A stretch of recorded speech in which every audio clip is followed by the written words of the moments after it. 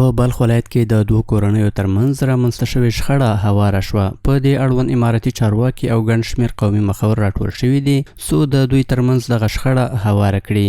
ویناوالو د یادې موضوع په تړاو د ځینو شرعي دلیلونو په بیانولو سره له دواړو لورو څخه وغوښتل چې یو بل ته په بښنې سره د تیرو اختلافاتو په سنډې تکولو د ورورګلوۍ ژوند پیل کړي. ورته مهال د بلخ ولایت د سرحدونو قومونو او قبایلو چارو رئیس وویل چې دغه شخړه یوه میاشت وړاندې د یوې ترافیکي پیښې له امله رامنځته شوې وه چې بالاخره د مسؤلینو، دیني عالمانو او قومي مخورو په هڅو سره یاده شخړه پای ته ورسېده. په دې کې یو کس چې و هغه شهید سوی دی او یوه بله چې زموږ ستچې همشره یې دي خور یې دي دیني هغه زخمي سوې وه. نو بعد 7 میاشتو چې هغه کس هم اوس هغه چې ټکر د چا نه سوی و دا قتل ځینې سوی و سهون هغه بندي دی په محکمې کې. نو دا خفګان و دا درد دا پاته و.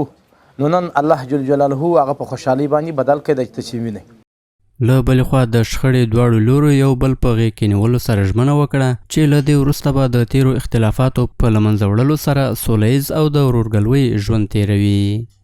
یک حساب حادثه بوده در بین ما آمده، یک حادثه رخ داد. بعد از حادثه ما همراه ابراهیم خان ما همراه پسرش کدام کار نداریم، بیادر ماست، به جای بیادر کلان ماست ابراهیم خان ما، پسرش هم به حساب پسر ماست دیگه. برای از عفو و بخشش ماست تا روز عبودالابد. این حادثه پیش آمد برادر، این از طرف اعلی بود، از طرف خدای پاک بود. روز یک آدم که پورا شود برادر یک حادثه بخشش پیدا میشه. مگر از آدم ما خوش هستیم، خفه نیستیم. این قطعه برادر اشتی کرد ما را بخشید، ما بسیار خوش هستیم، از این کدام چی نداریم. په مزار شریف کې د افغانستان د اړیکو بنسټ مسؤل په ټولنه کې د یووالي او یو بل ته د بښنې د دودیزه کولو په برخه کې له خپلو هڅو څخه یادونه وکړه او د یادې شخړې هوارول یې د خپلو دغو هڅو یوه برخه وبلله. در این برنامه یک تفاهم نامه را امضا کردیم که عملا در 6 ولایت این قضایا را پیگیری میکنه.